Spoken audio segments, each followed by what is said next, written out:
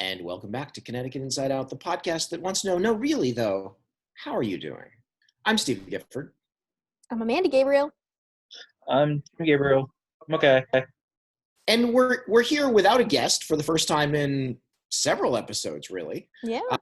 We've been on a tear, and we are just that popular, I think, is the only possible conclusion.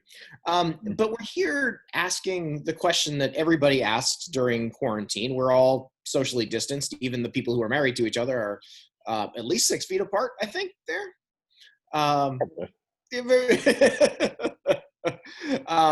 So the quarantine question, there we go, is just, how are you doing? So Gabriel's, how are you doing? So actually, before I'll bring loaded question, man. So let me narrow it down a little bit. So quarantine-wise, all of us have school-age children, none of whom have been in school since, was it March 11th, March 12th? March 12th was the half day, and then we have been out ever since. Right. So just to set some parameters, I guess, for work, Amanda, Tim, what have you guys been doing for work? So we both are very fortunate that we get to work from home, which has its own set of challenges for sure. But I mean, we are very fortunate insofar as we don't have to figure out childcare for the kids. YouTube is my nanny. Sorry, everybody. I know we're not supposed to talk about it's but I've been out of running for Mom of the Year for Netflix. Okay, but we've both been out of running for Parent of the Year for quite some time now. So screen time, So screen time is very acceptable in our house now, and it's tough because I'm on probably 5.5 to 7 hours of meetings in a given day, and where our daughter is fine. She's 9. She can get herself on and off conference calls. She can do self-directed learning. Our son cannot be trusted on a Google call by himself at all. He would definitely be the kid who's picking his nose or taking off a shirt or trying to slyly flip somebody the bird because, again, we're permissive parents here. So he needs to be supervised on these calls. I think that's probably been a challenge. Tim, what do you think?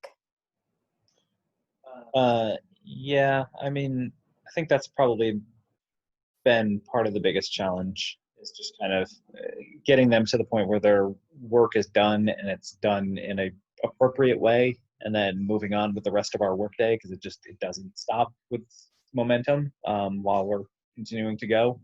We're all kind of often working in the same room as one another too, just to try to make it easier. But yeah, I think it's hard to say, just with so many other people that are struggling, that this is not an ideal situation too, because we don't have to go out there and be with the crazy people who are not wearing masks. We don't have to interact with any kind of riots that are going on. We are getting paychecks. We have many fortunate elements to our situation, but at the same time, being among the most privileged class, it is still rough. So Tim, what's your actual workload been like? It's it's largely what it usually is. It hasn't changed that much. Most of my work could be done remotely at any given time, and I would love it if employers would look at this as a augur for the future, especially under one where we have to drastically reduce our carbon footprint.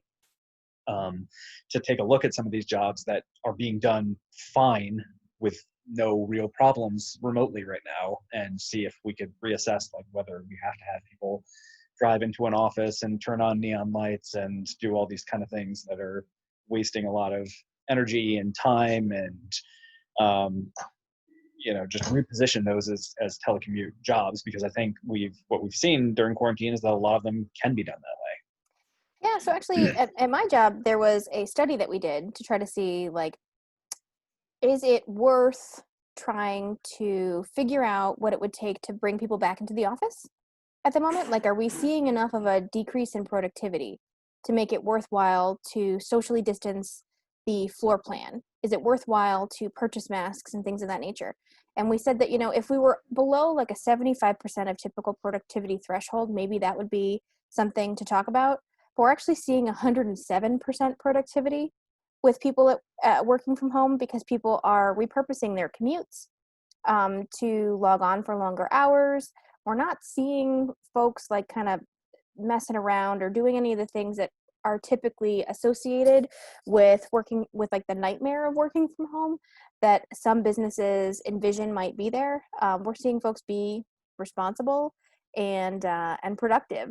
So, you know, to Tim's point, this is something that I think a lot of larger companies are looking at from the perspective of, you know, it's a good PR talking point, like we're reducing our carbon footprint, but also they're reducing real estate costs, they're reducing energy costs and things of that nature. So there are myriad benefits. But let's talk about you, Gifford, because you have a different situation. So we do, and I will just mention the other aspect of the work from home, to your point, Amanda, is just your talent pool gets much, much larger. When you don't have to recruit people who are within commuting distance, and you can recruit anywhere in the world, that's a very, very different. Now that's hard because suddenly you have a lot of resumes.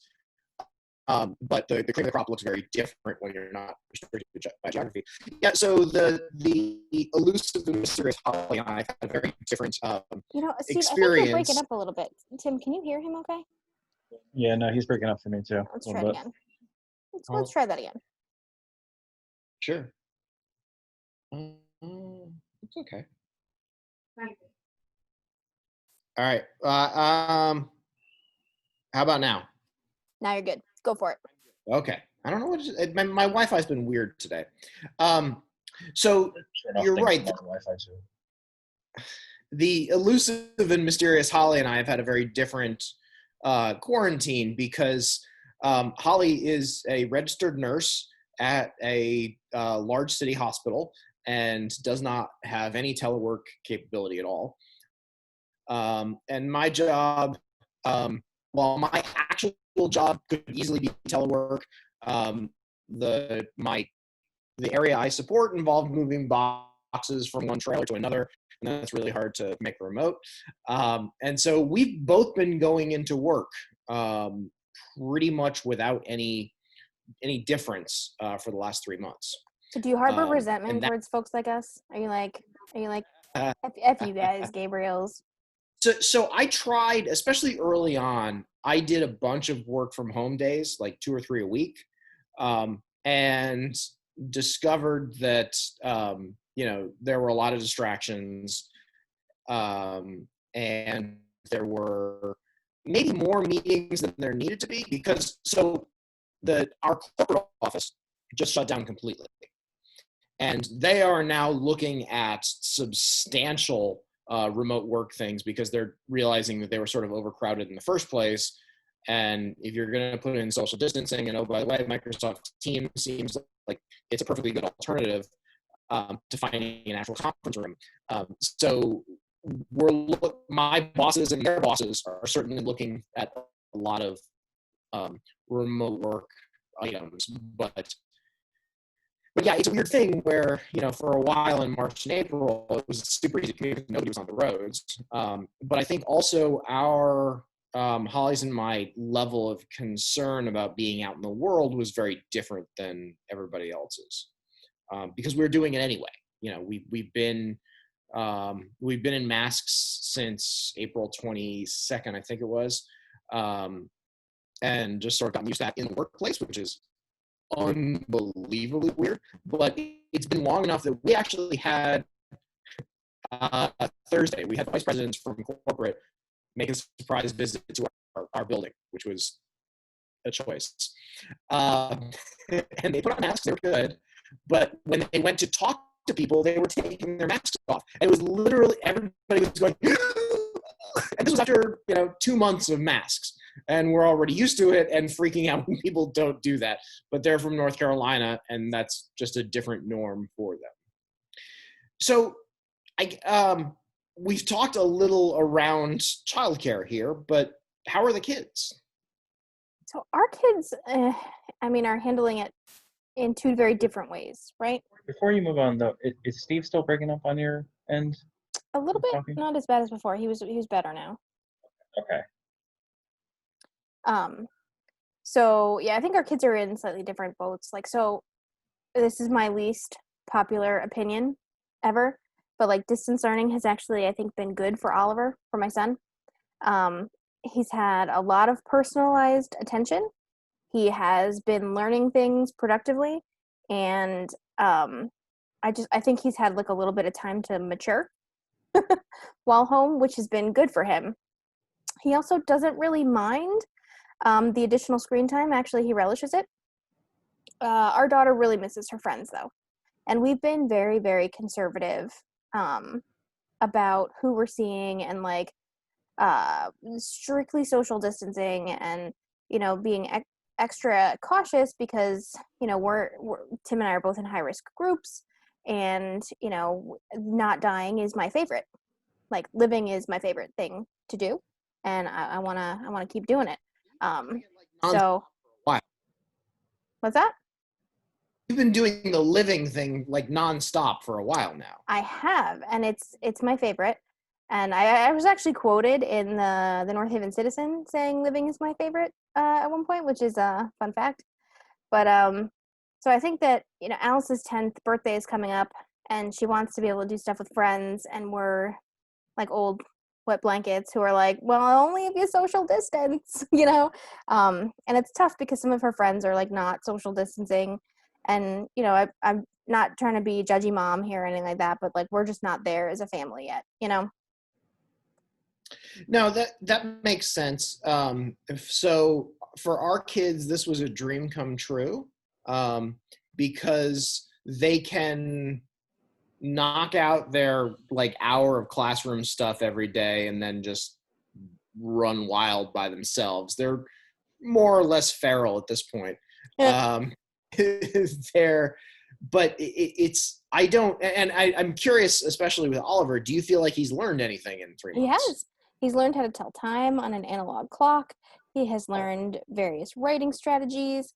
Like he was not doing well with like writing things by hand before, and I just think there wasn't enough time for people to help him. And now he's writing every day, telling time. Like he's really made good progress. And I think Alice has learned some things too. She wrote her first feminist diatribe as one of her final pieces of writing for fourth grade. Important milestone. Yeah. I mean, to be fair, it was part feminist diatribe, part this assignment is stupid. So, but because of feminism.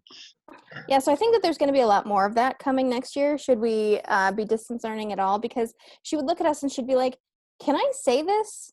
And we're like, "Yeah, you can talk about the patriarchy. Sure, yeah, do that." So we went in a similar but slightly different direction where Matthew also, by the way, turned 13 in quarantine. So he was a quarantine, and that didn't work. But Matthew was reading some first-person narrative from 1979 Tehran. And so I said, ooh, we're going to watch Argo. And Maddie got extra bonus points from his teacher for having watched Argo and then talking about it in class later, for which he took full credit. And in fact, he got a handwritten thing from the teacher of just, thanks for a great year, but I was really impressed by you coming, watching Argo and adding to that. I'm like, cool. But our kids so they get left alone on days when Holly and I are both working, which happens more than we would like. They're fine. Like the house doesn't burn down, the dogs get taken out, stuff happens. But in terms of educational outcomes, I feel like they don't have the sort of self-drive of, did you do that? We were constantly getting emails of, oh, we haven't seen anything in this class from Jason in 3 weeks. We're like, okay, didn't know we had to do it. And so, it was literally something he wasn't clicking on inside of Google Classroom. Yeah. Yeah. So I think that there's like a very simple solution to this though, right? So we had a similar situation where like Tim and I were going through and we basically had to supervise each and every like item being done. So we were like, let's make a checklist. And let's link within that checklist to the different assignments so that we can say, okay, for Tuesday, we have these things that need to get done. Here are the links to everything, and then we can check them off. And we have asked several times for like, let's get a checklist. And eventually they did like a modified version of it. But like, I feel like that would be so helpful because then parents could like much more easily assess quickly, like what has been turned in and what hasn't been turned in. Because it's a lot to monitor. It's a lot. And it's not going into Power School necessarily either because everything's pass fail this year. Mm-hmm. I mean, that's a middle school thing more than anything, but it's middle and high school. Yeah. I mean, the elementary school kids, we just got a narrative.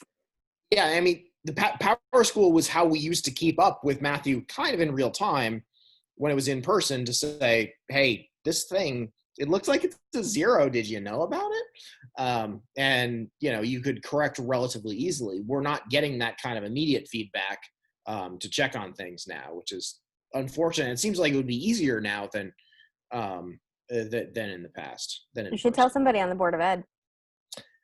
I mean, I have educational. So you're saying on the record right now that people should come to you on the Board of Ed with problems that they have with their teachers, right?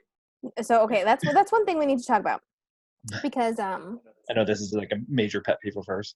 Well, no. I just think that I think people don't necessarily understand that I don't like oversee teachers directly at all as a member of the Board of Ed. I don't speak on behalf of the Board of Ed. So there is like a hierarchy set up that I didn't understand prior to being on the Board of Ed. So I didn't know that like you have to talk to the teacher first, and then you have to talk to the administrator, and then you have to talk to the administrator's boss. And if you skip all that and go directly to the Board of Ed, they're going to send you back down and say like, have you done these things? Because we don't oversee the teachers. We don't oversee the administrators. We only oversee the superintendent and the policies. There are certainly things we can do, and there's certain things we can advocate for. Like, for example, Steve's suggestion there with like Power School being like up to date and more real time. That's something that I will definitely bring forward. And I don't know that that's something that your teacher would have direct control over either, especially if they're being told something at the district level. So that's somewhere where I can help. But I think that there is definitely a disconnect where people like, I don't think it's like Karen syndrome at all, where people are like, let me talk to your manager. But sometimes it comes across a little bit like that, where it's like, well, okay, like we're here to help. I'm here to represent. I'm here to help for sure. But let's just make sure that we've like communicated effectively first. Like before you like call the police on your neighbors, have you talked to your neighbors about the fireworks that they're setting off? Maybe that's the kind of thing that I would say is appropriate.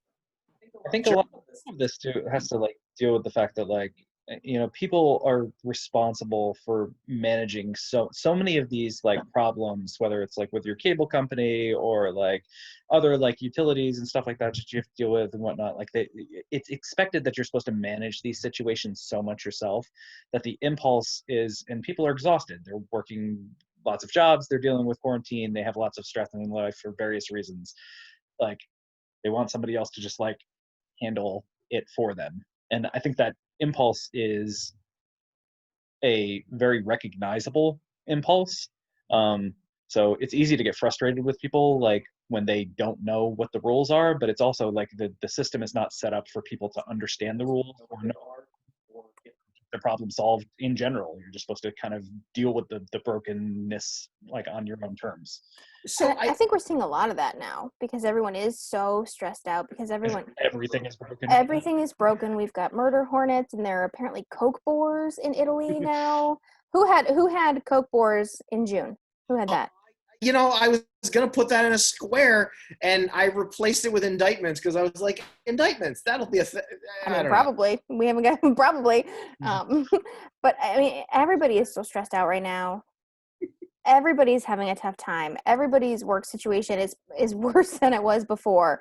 And I think that like a little bit of grace goes a long way. When people do have real issues, it's important that they kind of understand how to get those issues addressed. And it's different than working with your cable company because there isn't a call center that you can call into and be put on hold for 40 minutes, you know? The odd things that we've had at work, because I'm in HR, is sort of managing and kind of thinking through when people come to us with what we consider, just stupid on its face requests.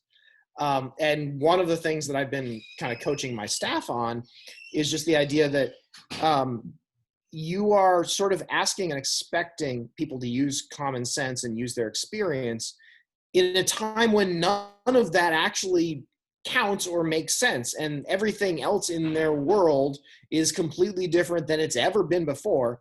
So why would you expect that, that in this particular area that nothing's changed there, because so many other things are very different. So I think that the idea of grace there and some flexibility becomes very important.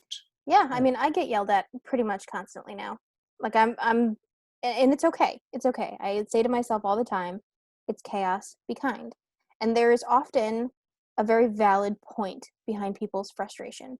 Like it often comes from a place of wanting things to be better, wanting us to do better, and having legitimately good ideas, So I always think to myself, it's chaos, be kind. It's chaos, be kind.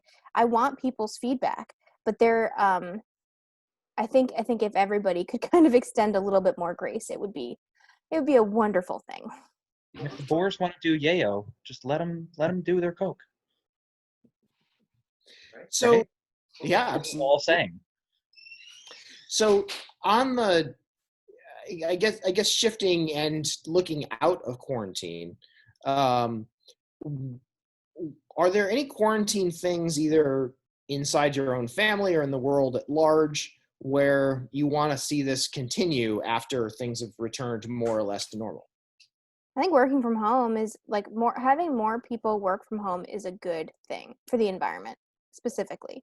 And if we're not seeing a massive loss in productivity, if we're able to utilize the tools of the future now, I think that's a good thing. From us too, like our daughter has learned how to make bagels. I would like for that to continue because it is excellent and I love a good fresh bagel. I'm here for that. Yeah, I don't know. Maybe day drinking. Are they Yeah, the conference calls after 2 or 3 in the afternoon when you're working from home are made substantially better with rum and coke. It just much more tolerable, and the same 20% of your attention that I was giving from my desk anyway. The bagels I'm very interested in. Are they baked? Are they boiled in water? Are they in oil? They're air fried. I got an air fryer for Christmas a couple years ago for my mother-in-law, and she was like so excited about this, and it really is super duper cool, but like I don't cook that much. I didn't cook that much until quarantine. Now, Tim and I cook all the time. So we finally busted out the air fryer, which made my mother-in-law very, very happy. And then Alice has learned how to make bagels and donuts in it.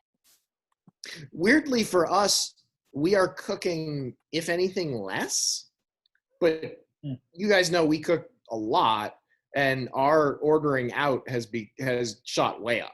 Well, I imagine that like I don't want to speak for you, but like I just imagine that your level of stress is a lot higher than it was. Like with everything that's happening, you probably just can't. I think Holly's certainly is, and legitimately so. I mean, they on her floor, they had a rotation where if they had a COVID positive patient, the next nurse up would be the one treating just that patient. And it's a weird combination of both very scary because COVID positive and extremely boring because one nurse assigned to one patient is not that much work. And so you're just all up in a bunny suit, but mostly sitting on your phone waiting for that new mother to need you for something.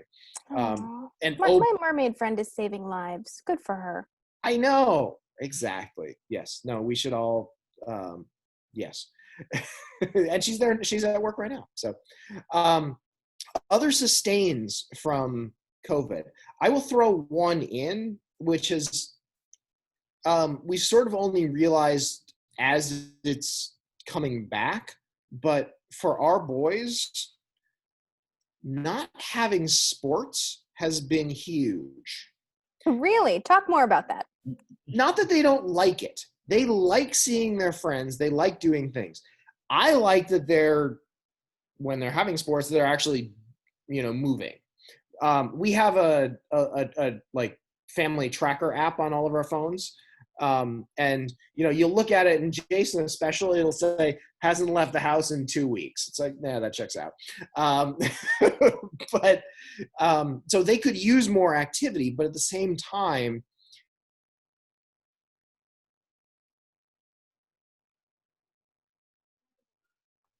I think we lost Steve. Uh-oh. Uh-oh. Well, Tim, why don't you do yours and we'll come back to Steve. I don't know. What do I want to extend? I do like cooking a little bit more now.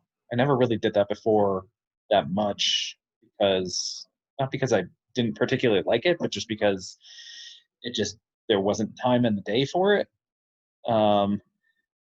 What else? I'd like to see more Confederate monuments come down. That's been great. I'd like to see more rent cancellation. That's been great. Oh, there's Steve again. There's me again. Sorry, it was such a good story, and we just missed it completely. Yeah, we're about halfway through. Fair enough. Sorry. So yeah, I didn't mean to interrupt the thought you were in the middle of, Tim. I got to reset the router clearly, but no, not having sports and not having, your weekend is taken up with a couple of games and a couple of places you have to go to, and just having, we got the whole weekend with nothing to do has actually been real nice. And I would love to see continue in some respect, and probably won't, because they will actually want to go back and see their teammates. So any other positives, any other things that have come out of quarantine that we want to keep? I don't know. It's been sucky.